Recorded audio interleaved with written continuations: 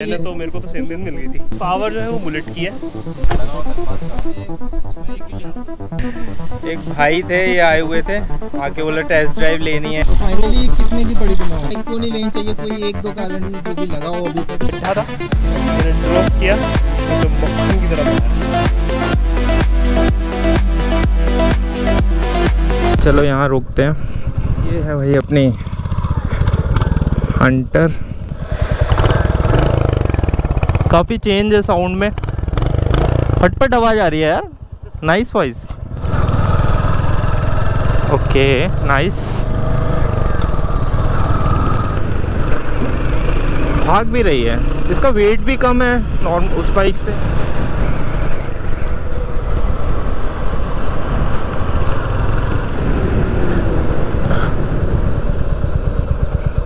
लगाते हैं यहाँ पे। तो पहले मिलने आते हैं भाई साहब से।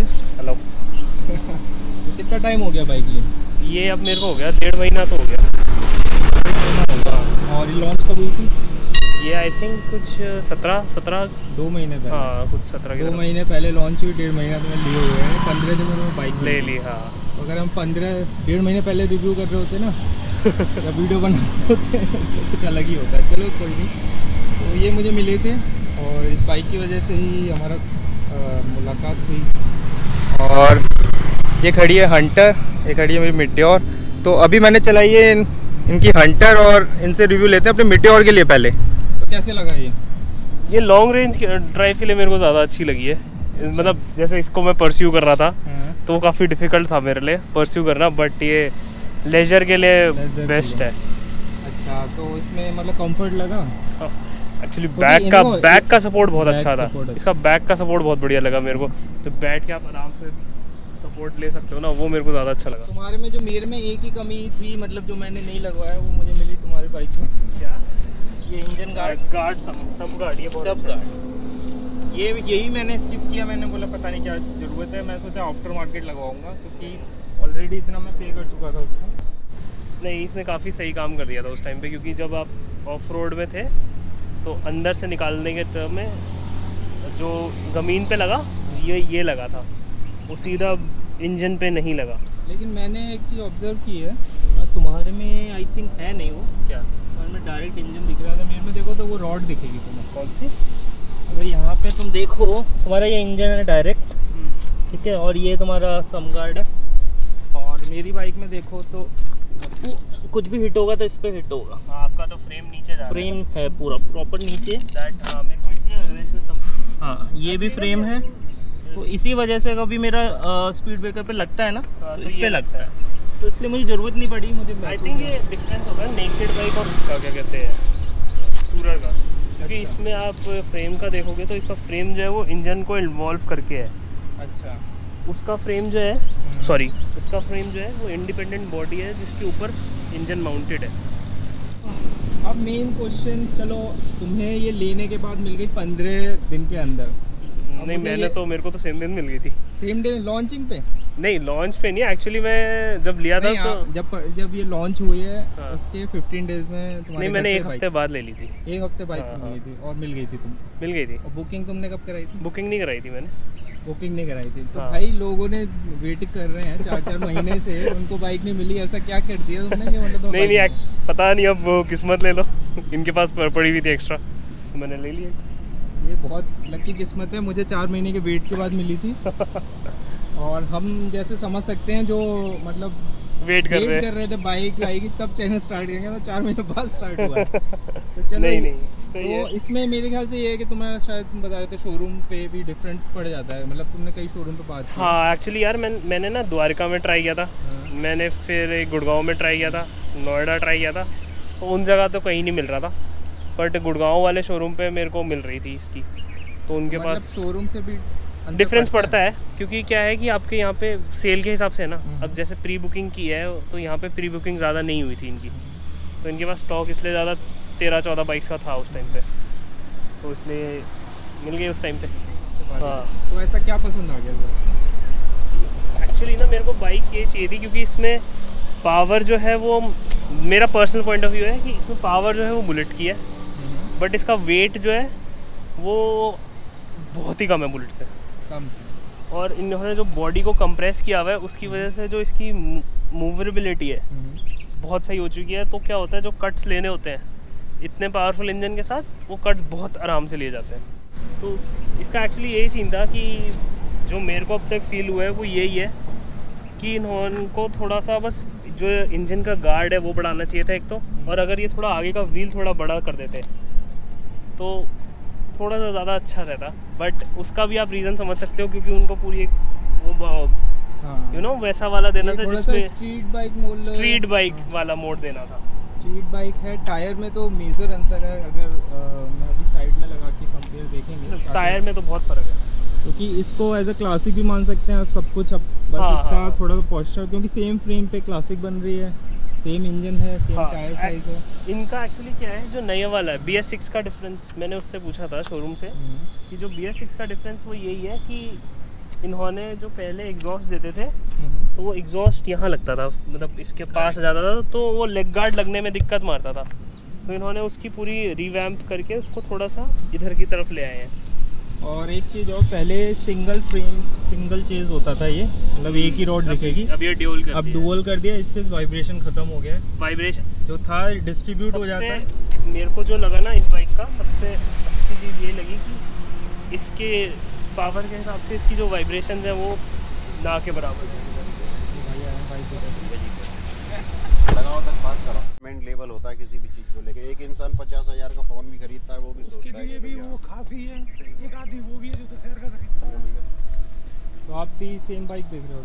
नहीं भैया, हम तो एक्चुअली बाइक लेनी है, हमारे पास है तो हमारी इससे जो पहला मॉडल है थंडरबर्ड, वो है भाई। वो देख लो, थंडरबर्ड के बाद मिट्योर आई थी। हाँ बिल्कुल, वो देखिए आए, ट्राई करके आ गए। मिट्योर तो ये कंफर्टेबिलिटी की बात करें बहुत तगड़ी है ना, मतलब डिफरेंस है ना भैया। वो कंफर्ट वाली है। भैया आपकी बाइक का हम टेस्ट ड्राइव पॉसिबल मतलब कैसे हो सकता? मेरे को पर्सनली लगता है कि सारी बाइक्स में ना ABS तो होना ही चाहिए बेसिकली, बट इसमें इन्होंने जैसे ड्यूल चैनल दिया है तो आगे भी है और पीछे भी है। तो ABS मेरे को जैसे अभी 3 दिन पहले अभी बहुत खतरनाक वाली बारिश हुई थी, तो उसमें मेरे को पता चला कि ABS का फ़ायदा क्या है। तो इसमें दोनों टायर में ABS? हाँ, आगे पीछे दोनों में। मिड कौन सा मॉडल है? 3 मॉडल में मिड रेंज है, अपर तो नहीं है, ऊपर तो रिबल है। अपर तो रिबल है, ये आई थिंक ये मिड वाला है। मिड वाला है, हाँ ये मिड वाला है। और यहाँ टायर में इन्होंने ब्रांडिंग कर रखी है रॉयल एनफील्ड की, क्योंकि आई थिंक यहाँ पे रॉयल एनफील्ड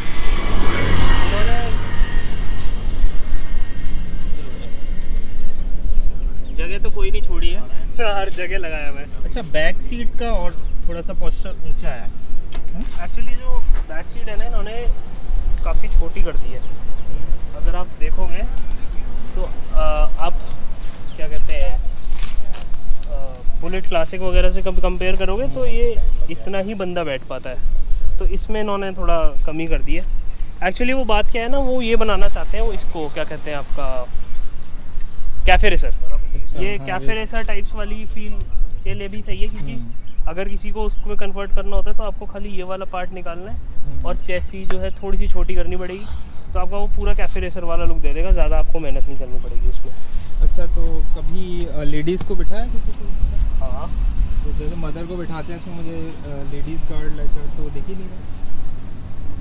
लेग गार्ड का मतलब ये लेडीज़ गार्ड जो आता है वन साइड, ना वो नहीं है, वो सब नहीं है इसमें। ये बाय डिफ़ॉल्ट आता है? नहीं, वो इसमें नहीं है, वो नहीं है। ये उन्होंने यही दे दिया, वही काफ़ी है उनके। मैंने अभी ऑब्जर्व किया, ये चीज़ दे रखी है, लेकिन वो नहीं है, तो उसमें लेडीज़ को प्रॉब्लम आती होगी, ऑब्वियसली एक पैर रखना पड़ता है। एक्चुअली वो इशू है, क्योंकि वो इशू यहाँ पे आया था इस तरफ। इनका साइलेंसर बहुत ओपन है, इन्होंने बस ये अच्छा दिया हुआ है कि जो आप वो वाला बोल रहे हो तो उसका सपोर्ट ये है, लेग टच नहीं करेगा। हाँ, साइलेंसर पे इधर पैर रखेंगे तो लेग नहीं टच करेगा। तो भाई बताना, इसका किसी ने आफ्टर मार्केट लगवाया है कि नहीं? भाई को भी जानना है कि आफ्टर मार्केट आता है कि नहीं, क्योंकि बहुत ज़रूरी है हमारे यहाँ सबके जो। और इसका लेग गार्ड भी नहीं मिल रहा अभी तो। लेग गार्ड भी नहीं मिल रहा है? लेग गार्ड कंपनी फिटेड भी नहीं? नहीं, कंपनी फिटेड नहीं है। उन्होंने एक्सेसरीज में डाला था, एक्सेसरीज में, बट वो एक्सेसरीज अब तक अवेलेबल ही नहीं है। मतलब आ जाएंगी उनकी ऐप में दिख रहा है मेक योर्स वाली जो। मैंने इतना डाला नहीं है, बट मेरे को जहाँ तक इन्होंने एक ये दिया था वाइज़र। अच्छा, ये आप तुमने एक्सेसरीज, अच्छा एक्सेसरीज क्या क्या लगवाई है? वाइज़र है, संप गार्ड है, बस यही है। मैं अभी सोच रहा था कि मैं साइड वाले मिरर्स लगवाऊंगा, जो यहाँ बट वो बहुत एक्सपेंसिव है। तो इसकी फर्स्ट सर्विस हो गई है? हाँ हाँ। कितने किलोमीटर पे करें? 500 नहीं 800 कुछ पे, मतलब दे सजेस्ट कि 500 पे करवा लो, बट मैं करवा नहीं पाया था तो 800। और ऑयल वगैरह चेंज कराते थे उस प्रोसेस में। तो कितना प्राइस पड़ा? 1700 कुछ। ओके, सेम 1700-1800 मुझे ही पड़ा था। और एक मेजर डिफरेंस जो मुझे मिला वो है इसका साउंड।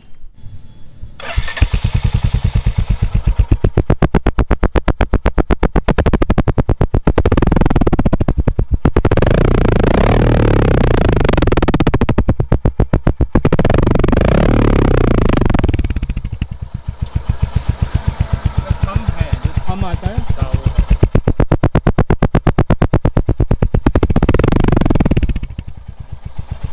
रॉयल एनफील्ड के शौकीन होते हैं, उनको आवाज़ चाहिए, जो कि इसमें आई थिंक ख़त्म ही कर दी है। वो इन्होंने इसमें ख़त्म कर दी है। तो फाइनली कितने की पड़ी तुम्हें ऑन रोड? ये मेरे को पूरी 2 की पड़ी है, 2,500। 2,05,000। ठीक है, तो ये ऑन रोड प्राइस है जो कि तुम्हें यूपी में पड़ी है। तो आई थिंक इस प्राइस में रॉयल एनफील्ड की बाइक मेरे ख्याल से आजकल अगर तुम 150 पल्सर वगैरह भी लेने जाओ 1.5 लाख की। नहीं है पल्सर जो 220 वाली है 1.5 लाख की, वो 250 सीसी वाली अभी पड़ रही है 170 की। 170 की ना, वही कह रहा हूँ। इसमें रॉयल एनफील्ड विद 350 सीसी, वो भी इतना रिफाइंड इंजन है, काफ़ी रिफाइंड है। ये मेरे को पर्सनली है नहीं। एक्चुअली ना मेरा पर्सनल पॉइंट ऑफ व्यू यही है कि इन्होंने वो क्या कहते हैं, जो वाइब्रेशंस हैं वो काफ़ी ज़्यादा कंट्रोल कर दी हैं। तो वाइब्रेशंस के हिसाब से तो ये बहुत इम्प्रूव्ड है जो इंजन है। मतलब जो इनके पास्ट एक्सपीरियंसेस मैंने देखे हैं उनके हिसाब से मेरे को इसका वाइब्रेशंस के हिसाब से बहुत अच्छा इंजन लगा। एक भाई थे, ये आए हुए थे, आके बोले टेस्ट ड्राइव लेनी है, मैं ये देख रहा हूँ, बैठ के फ़ोटो वोटो खिंचाने लगे। बोले भाई ऐसे कैसे टेस्ट ड्राइव देते हैं, जाना है शोरूम में जाओ। हाँ, बाइक वाइक लेके भाग गए। तो पीछे आ रही है ये नोएडा मेट्रो। ये दिल्ली मेट्रो नहीं है, नोएडा मेट्रो है, जो कि सिर्फ नोएडा में चलती है। इसका प्राइस भी अलग है। तो आ जाते हैं बाइक पे। तो जो मुझको और इनको कॉमन था कि we are not a big fan of Royal Enfield, right. तो जो हमारी फर्स्ट टॉक हुई थी तो इसमें यही था कि हम नहीं हैं, तो हमने बोला क्यों परचेज़ किया। तो पहले इनका रीज़न जानते हैं कि ये बाइक क्यों परचेज़ की। एक्चुअली मेरे को तो यही था सबसे बड़ा रीज़न कि जब मैंने इसके बारे में पढ़ा था तो रॉयल एनफील्ड का जो इन्होंने इंजन अब बहुत सुधार दिया है। तो एक रीज़न तो सबसे पहला वो रीज़न था। एंड दूसरा रीज़न था कि जो प्राइस रेंज है उस रेंज में इतना पावरफुल इंजन जो है वो कम ऑप्शंस में मिल रहा था। तो उसके हिसाब से तो ये मेरे को बहुत ही सही लगा। पर टेस्ट ड्राइव ली नहीं थी तुमने, तो कैसे? टेस्ट ड्राइव तो एक्चुअली टेस्ट ड्राइव तो ली थी मैंने, मतलब बुकिंग करने के बाद ली थी? मैंने बुकिंग नहीं करी ना। अच्छा, मैं डायरेक्ट मिल गई। मैं पहुंचा वहाँ पे। उसके लिए तो कोई सीक्रेट हो तो बताना। नहीं, मैं वो पहुंचा और बस उन्होंने एक टेस्ट ड्राइव ली और उसके बाद अगले दिन मैंने भाई किसी के साथ ऐसा हुआ है कि कोई गया और रॉयल एनफील्ड की बाइक लेने, देखो कई बार क्या होता है बाइक कैंसिल हो जाती है, कोई बुकिंग कैंसिल कर देता है तो वो इंस्टेंट दे देते हैं, लेकिन उसमें भी बहुत हायरार्की होती है ना, लोग नंबर लगा के रखते हैं कि इंस्टेंट वालों में, लेकिन new launched bike within a week मिल जाना एक बहुत बड़ी बात है। और दूसरा मैं अपना कॉमन पॉइंट बताता हूँ जो मुझे लगा अपने मीटियोर में, वो ये था कि मैं देख रहा था क्रूजिंग बाइक जिससे लॉन्ग डिस्टेंस जाया जा सके, और मैंने जब इसे ड्राइव किया, मैं गया था पहले जावा के शोरूम, तो पता नहीं क्यों मैंने पराग सिंगल सीटर वाली जो देख के एकदम आई कैचिंग बाइक है, हाँ आई कैचिंग बाइक है, तो वो गया टेस्ट ड्राइव ली, पसंद आई, तो 2-3 चीज़ थी उसमें नहीं लेना, मुझे थोड़ा सा प्रैक्टिकल नहीं लगी क्योंकि थोड़ा सा ग्राउंड क्लियरेंस कम है। बाकी अगर आप उसको ढकेलोगे ना तो पता नहीं क्या है, वो न्यूट्रल में भी पीछे नहीं जाती, पूरे दम की पता नहीं क्या उसमें बट एक्चुअली मेरे को एक और दिक्कत भी है, सीधी बात है वो सिंगल सीटर है, और सिंगल सीटर को आप कब तक यूज़ कर सकते हो ऐसा बाइक। मेरी वाइफ ने सीधे मना कर दिया था, कोई भी ले लो पराग मत ले, मैंने बोला कस्टम करा लूँगा सीट, तो कह रहे हैं बाद में निकल है उसमें आप कस्टम नहीं करा सकते उसको, नहीं करा सकते, लेकिन वो सब वो खराब हो जाएगा, लुक है वो खराब हो जाता है। उसके बाद मैंने चलाई अपनी मीटियोर चला के, मुझे फर्स्ट राइड में जो मुझे एक बचपन से मिथ था ना तो भाई ये जो बुलेट देखी होती है ना हम लोगों ने तो उसमें यही रहता है कि बहुत हैवी बाइक है, कैसे हैंडल करेंगे, कैसे स्टार्ट करेंगे। और मैं मतलब एक मीडियम हाइट का लड़का हूँ, तो मैंने जब इसका टेस्ट ड्राइव लिया मैंने बोला यार ये बाइक तो अपने लिए ही है, यही चाहिए। बिल्कुल उसमें ना वाइब्रेशन ना कुछ, और वो इंस्टेंट मुझे पता चला था कि 11 साल बाद रॉयल एनफील्ड ने इंजन अपना अपग्रेड किया है, 11 साल बाद। कितना, और वो हमें महसूस भी होता है, चलाते हैं। अब कुछ लोगों को वो थंब है ना जो बाइक का, वो पसंद भी है। तो वो आज भी देखना, वो बुलेट ना पुराना वाला जो इंजन में आ रहा है वो ले रहे हैं। वो क्या कहते हैं यार, वो एक दुक एक वो वाला भी है, that is one thing called दुक। वो वाला फैक्टर जो है वो नई में नहीं है। तो पर ये है, इसको लॉन्ग राइड ले जाओ ना, थकोगे नहीं बट इतनी जल्दी। एक चीज़ मेरे को रॉयल एनफील्ड में कमी लगती है, वो इनका जो एलईडी का जो एक किसी भी चीज़ में एलईडी नहीं लगाते, वो मेरे को बिल्कुल अच्छा नहीं लगता। जैसे इसमें भी इन्होंने आपका नॉर्मल हैलोजन वाले दिए हुए हैं, ये भी हैलोजन है, ये भी हैलोजन, मतलब इसमें DRL नहीं है, ये काफ़ी बेसिक है। मतलब लाइट सेम है, लेकिन ये बहुत वाहियात लाइट है, सही बताऊँ। पूरी बाइक में मुझे जो अब कंपनी फिट रेट के बाद अपग्रेड कराने का लगा कि मैं इसकी लाइट ज़रूर कराऊंगा, कि रात में ना विज़न बहुत ख़राब आता है। और एक दिक्कत ये भी है कि जो इसकी जो लो बीम है कम्प्लीटली यूजलेस है। वो हो सकता है, जब मैं फर्स्ट टाइम लिया था तो मेरी जो बीम थी ना, तो मेरी लोअर बीम तो रोड पे कहीं दूर जा रही थी, और अपर बीम पेड़ों को और या बैनर ऊपर दिखा रही थी। अपर बीम तो जाती है सीधा नहीं जा रही थी। मेरे साथ प्रॉब्लम थी कि मेरी ऊपर जा रही थी, तो मतलब रोड ब्लैक थी और पेड़ लोअर बीम में दिखता नहीं कुछ, मतलब कुछ इतना खास है नहीं इसकी लोअर बीम। करेक्ट मैं इसलिए बता रहा हूँ क्योंकि मैंने करेक्ट कराया सर्विस में, तो उन्होंने उसकी जो लेंथ या जो भी उसको सेट किया ना, उसके बाद ये थोड़ा सा अब प्रॉपर हो गई। अब हाँ लाइट प्रॉपर है। उन्होंने बोला कि थोड़ा सा अलाइनमेंट ख़राब था इसका, अलाइनमेंट सेट करने के बाद अब कैसे काम करना है। और मेरे को तो लगता है इनको एक बार ना अपना थोड़ा सर्विस का भी इशू देखना चाहिए, क्योंकि क्या है कि जब मैंने पहली सर्विस करवाई तो उन्होंने कोई भी चेन की अलाइनमेंट वगैरह कुछ नहीं करी। फिर जब मेरे को लगा कि चेन ढीली हो रही है, तो फिर जब मैं सेकंड टाइम लेके गया तो फिर उसने चेन टाइट करी है। तो इस पर तो मैं ये कह सकता हूँ कि service centre to service centre depend करता है। क्योंकि मेरे साथ ये नहीं है, वो हर बार चेक करते हैं। फर्स्ट टाइम उनका यही होता है, वो लड़का आता है पहले ऐसे करके चेक करता है। फर्स्ट सर्विस हो गई है, माइलेज दे रही है यार। देखो सही बात बताऊँ तो जिस दिन पहले दिन लाया था ना, 500 का पेट्रोल पी गई थी, मतलब कुछ बचा ही नहीं था उसमें से। बट अब मेरे को लगता है कि दे रही है कुछ 30 से 32 कुछ 30-32 दे रही है। और वो भी जब मैं हाई रेव्स पे चलाता हूँ तो हो जाता है कुछ 25 से 30 के बीच में। बट अगर मैं लोअर रेव्स पे चलाऊँ हाई गियर पे तो ये दे देगी मेरे को 35 तक तो दे देगी। मुझे लग रहा है कि आज जिस तरीके से तुमने चलाई है तो उसमें 25 ही दी है। वही ना, हाई रेव्स पे अगर मैं रखता हूँ तो मेरे को लगता है वो पेट्रोल। अच्छा, जब लिया था तो कितना कंपनी का बताया था, कितना 35 बोला था। और मुझे बस एक चीज़ स्ट्रेंज लगती है, इसका 41 बोला जाता है। 41 तो पॉसिबल ही नहीं है। 41 नहीं है, 35 से ज़्यादा दी नहीं। मैं माइलेज टेस्ट कर चुका हूँ ऑलरेडी, एक वीडियो भी डाली थी इससे पहले।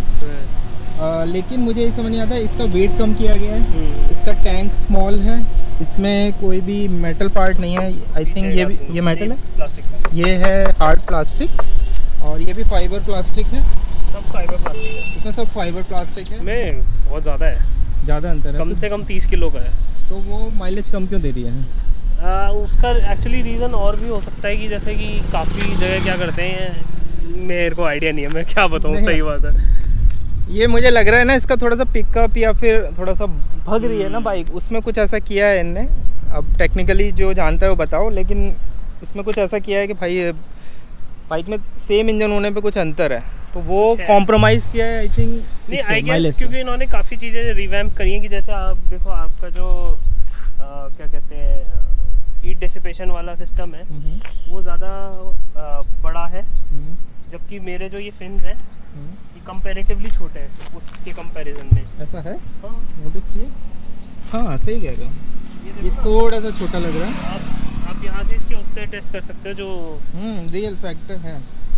तो आई थिंक ये ना थोड़ा इंजन को कूल डाउन करने में भी हेल्प करता है, क्योंकि हीट बाहर फेंक देता है। ये क्या साइलेंसर बहुत क्यूट लग रहा है और बहुत अच्छा स्टनिंग लग रहा है, क्योंकि और बैठने का अगर कोई लेडी बैठेगी या फीमेल बैठेगी तो काफ़ी हाइट मिलेगा जो रेसिंग बाइक में मिलता है। बट हाइट के हिसाब से मैं एक चीज़ बताऊँ कि मतलब हाइट इन्होंने बहुत ही सही रखी है कि जो ये मतलब मैंने कंपेयर करके देखा था, तो ये वाली ये जो है ये एक स्कूटी से ज़्यादा आपकी एक्टिवा वाली है, उससे थोड़ी सी ज़्यादा होगी, उससे ज़्यादा कुछ नहीं है। पर पीछे की हाइट ज़्यादा है, पीछे की हाइट है, जो पीछे बट अगर फीमेल तुम्हारे साथ तो वो थोड़ी ऊंची हो जाती है। वही पसंद करते हैं लोग हाँ, इस चीज़ में। बट वो R15 वाला भी नहीं होना चाहिए कि मैं ऐसे गिर रहा हूँ। हाँ, पर मेरे को एक्चुअली इसमें एक और मॉडिफिकेशन करवाऊंगा बाद में। मैं इसमें 140 देते हैं लोग, मैं इसमें 160 या एटलीस्ट 170 तो लगवाऊंगा टायर में। तो लगाओ तो मुझे ज़रूर बताना।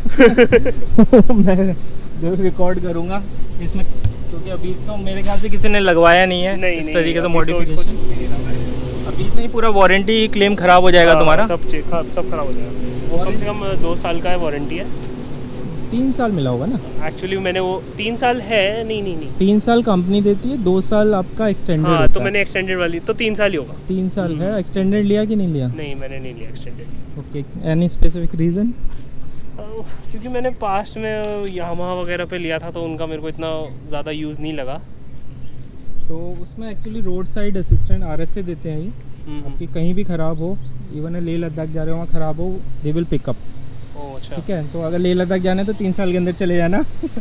मैंने एक्सटेंडेड वारंटी लिया, मैंने मना कर दिया था। मेरी कॉस्ट, मैं अपनी कॉस्ट बताऊँ, मुझे पड़ी थी बाइक 2 लाख और कितना एग्जैक्टली होगा 75,000 की। उसमें अराउंड मेरे एसेसरीज ज़्यादा हो गए थे, और ये टॉप मॉडल वो भी कलर कस्टमाइज था। ये कलर के लिए भी एक्स्ट्रा कॉस्ट, ये सब मैं जो मिला ना सब लगा दिया इसमें।